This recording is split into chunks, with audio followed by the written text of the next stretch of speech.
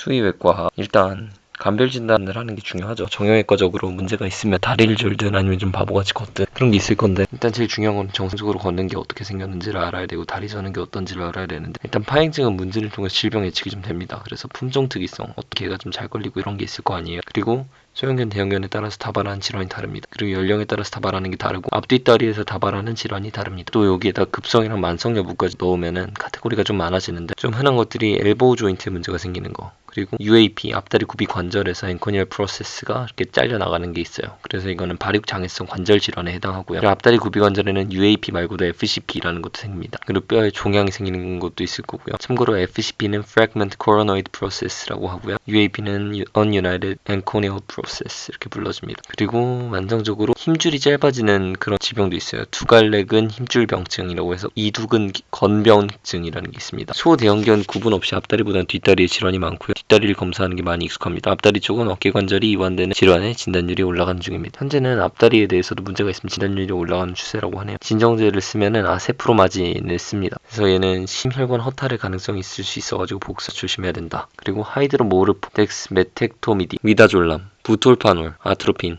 이런 거 많이 쓰는데 특히 미다졸람을 많이 씁니다. 아세프로마진이랑 부톨판 그리고 아트로핀을 병용합니다. 그리고 이들 약은 역전시킬 수 있는 약물도 존재하는데 이걸로 빨리 깨울 수가 있습니다. 그러니까 진정을 시켰다가 다시 원래대로 되돌릴 수 있다는 뜻이고, 정형 검사랑 방사선 촬영 진정을 하는 경우는 환자가 공격적인 경우, 그리고 정확한 자세를 잡아서 각도를 재야 되는 경우 이렇습니다. 이런 경우 제외하고는 우리나라는 소형견이 많아가지고 진정을 굳이 안 시켜도 돼요. 고양이에서는 구속이 필요할 수도 있습니다. 왜냐면 진정 효과가 고양이는 좀 낮거든요. 해독제가 같이 있는 걸 사용하는 게 좋아요. 왜냐면 진정이 끝나고 작업이 끝나면 그냥 빨리 해독해주는 게 좋잖아요. 고양이 진정에는 좀 특이한 약물들을 쓰는데 아세프로마진 그리고 덱스메테도미디 얘네를 씁니다. 그러니까 이거 외에는 좀 잘 안 쓰나봐요. 이렇게 쓰는 거랑 좀 다르게. 아세프로마진 같은 경우에는 단독으로 사용할 경우에 환자를 속박시킬 필요가 있을 수 있습니다. 좀 약한가 보네요. 아세프로마진이. 근데 저혈압이나 혈액소실 아니면 간질환 같은 애들한테는 금기시된다고 해요. 약물이. 쪽진이랑 방사선 촬영술을 위한 고양이 진정에는 미다졸람을 쓰기도 합니다. 미다졸람은 아까 개에서도 썼었죠. 그리고 케타민을 쓰는 경우도 있는데, 케타민은 마취약으로 쓰는 그런 약이잖아요. 약물들은 주사기 하나에 섞어서 IM으로 투여할 수가 있고요. 프로토콜이 다루기 힘든 고양이에서 좀 이렇게 케타민을 쓰나봐요. 정상적인 앞다리 굽이 관절에 대해서 좀 알아보려면 얘는 일단 앞발 굽힘 각을 각도계로 측정해가지고 이게 제대로 굽혀지는지를 확인하는 거예요. 발목뼈가 거의 어깨에 닿아야 된다는 거고요. 발목뼈가 어깨랑 상당히 떨어져 있으면 이게 제대로 된 관절이 아닌 거예요. 이게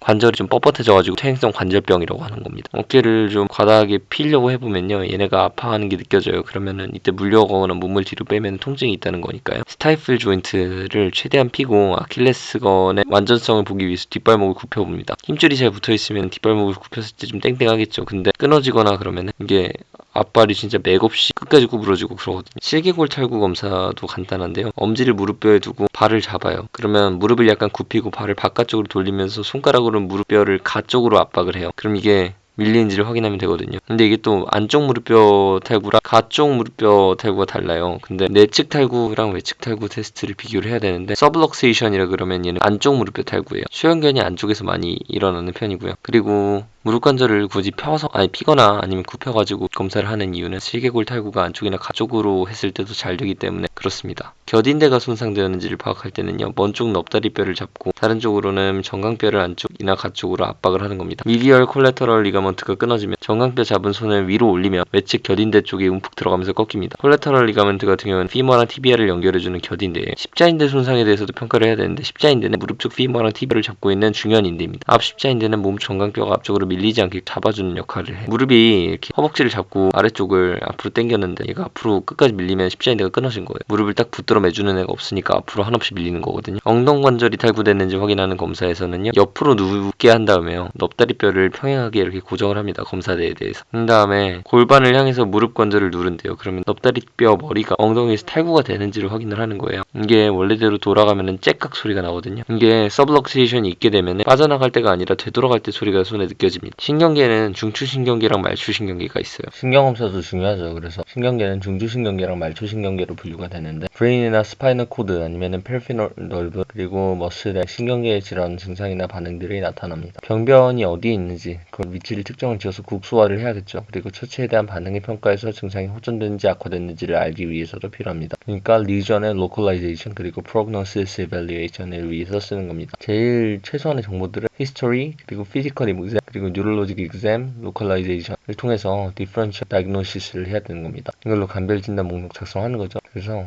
히스토리는 연령, 품종, 성별 이런 거고 증상이 언제 시작되는지 어떻게 시작됐는지 그리고 증상이 어떻게 진행되는지 통증이 어떤지 전신 증상은 있는지 없는지 그리고 주위 환경은 어떤지 어릴수록 기형이나 감염성 아니면은 독성 이런 게 많을 거고요. 좀 중연령 정도 되는 한 달 이상의 개에서는요 퇴행성이 나타날 수도 있습니다. 그리고 메타볼릭 신드롬 같은 거 그러니까 나이 들면 성인병 생기고 퇴행성 질환 생기고 신생물도 생기고 그러잖아요. 그래서 어떤 품종에 어떤 소인이 있냐 비글 같은 게 문제가 될 수 있고요. 아니면 베스티뷸러 디지즈 같은 경우에는 코커스 파니엘 그리고 달마시안 같은 게 문제가 되고요. 그리고 네크로타이징 엔세팔라이티스 같은 경우에는 말티즈가 문제가 됩니다. 말티즈가 뭔가 두개골 관련된 문제가 좀 많은 것 같더라고요. 그리고 어떻게 진행되는지에 따라서 그리고 서브어큐트 그리고 크로닉이 이렇게 있습니다. 크로닉 같은 경우에는 디제너레이티브 좀 나타나는 편입니다. 그리고 백그라운드는 사전에 병이 있었는지 가족력 그리고 백신 맞았는지 다이어트는 뭘 하는지 그리고 환경은 어떤지 되게 뻔한 걸 하고 해야 되고요. 그리고 피지컬 exam 같은 경우에는 정형외과 검사를 반드시 수반합니다. 그리고 복부 강직이나 팽만이 있는지 그래서 이것 때문에 배뇨곤란이 있는지를 확인하는 거예요. 신경 문제가 있으면 아래쪽 신경에 문제가 있으면 배뇨곤란도 생길 거 아니에요. 그리고 사지말단의 상태도 확인하게 됩니다. 그리고 발등도 확인해야 되는데 발등이 까져 있으면 발등으로 체중을 지지한다는 의미고 그럼 너클링 상태로 걷는다는 거고 신경이나 골감각 기능 장애가 와서 그런 겁니다. 운동기계 질환의 경우에는 체중을 지지를 못해요. 근데 신경계 질환은 한쪽으로 쏠려서 가는 모습이에요. 걷는 모습이 아예 이상하다는 뜻입니다. 그러니까 orthopedic disease로 운동기계 문제면은 뭐 애초에 주저앉아 버리든가 약간 이렇게 얘가 좀 아파서 못 걷거나 이런 건데 뉴럴로 디지즈면 얘가 의지를 갖고 움직이려고 해도 이상하게 움직여지는 그런 모양이 나오는 거예요. 어떤 테스트를 하냐 그러면은 멘탈이나 비리어 그러니까 행동 정신상태 검사 그리고 포스처 자세 그리고 마지막으로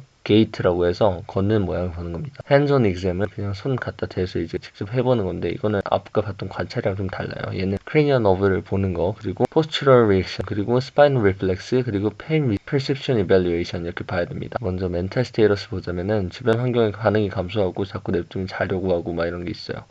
그러면 뭔가 문제가 있구나라고 생각하면 되는 거고 대표적인 게 반수면 상태 그리고 강한 자극에는 또 반응을 해요. 만지거나 약한 자극 같은 건 반응을 잘 안 하는 그런 현상이 나타납니다. 코마 같은 경우에는 아예 리플렉스를 제어하고는 의식이 거의 없어요. 이거는 미드브레인의 출혈 같은 경우에 이런 심한 증상이 나타나는 거예요. 그리고 행동도 볼 수 있는데 훈련된 기억을 잊거나 화장실을 못 가거나 아니면 장애물을 인식하지 못하거나 그러면은 간별이 필요한 건 또 이제 간성뇌증이라고 하는 게 있어요. 신경계 문제인지 아니면 중추 문제인지 이런 것도 볼 수 있겠네요. 그리고 자세 또 중요하다고 했었는데 자세는 뭐 예를 들면 귀가 한쪽만 아래쪽을 향해 있다거나 아니면 위치가 동일하지 않다거나 이런 거는 vestibular system disease라고 해서 전정기관 문제일 수도 있고요. 그리고 이거는 다리 신체 비주얼 시스템 그리고 vestibular system에 있는 sensory input이 문제가 생겨서 그래요. 그럼 이게 어디로 갔냐면 sensory input 자체 문제라고 하는 건 좀 정확하지 않을 수 있고요. brainstem, cerebellum, cerebrum으로 통합이 돼요. 그래서 이 결과 motor pathway를 통해서 전체 몸으로 다시 신호가 운동 전달이 되는 거예요. 그래서 정상 자세가 유지가 되는 건데 여기에 있는 조화로 그 시스템이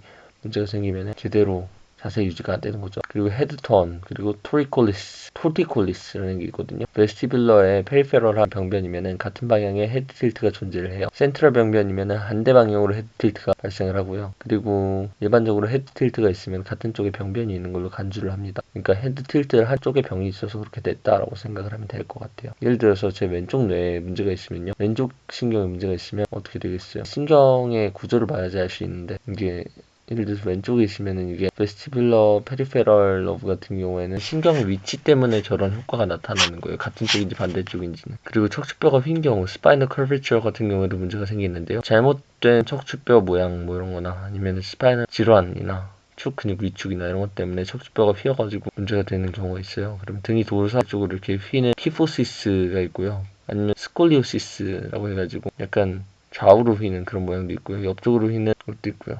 정확히 말하면 스콜리오시스는 옆쪽으로 휘는 거죠. 좌우로 휘는 거니까요. 그리고 롤도시스라고 해서 등이 아래쪽으로 휘는 것도 있습니다. 마비의 형태가 중요한데요. 어퍼 모터 뉴런 문제의 경우에는 수의적인 움직임이 안 되고요. 그리고 리플렉스가 이니비션이 됩니다. 그리고 로어 모터 뉴런 같은 경우에는 스파이널 코드에서 머슬까지 경로가 문제가 되는 거예요. 그러니까 진짜 좀 더 말초에서 문제가 되는 거죠. upper motor neuron 같은 경우에는 스파스틱 다리가 뻣뻣한 그런 증상이 나타나게 되고요.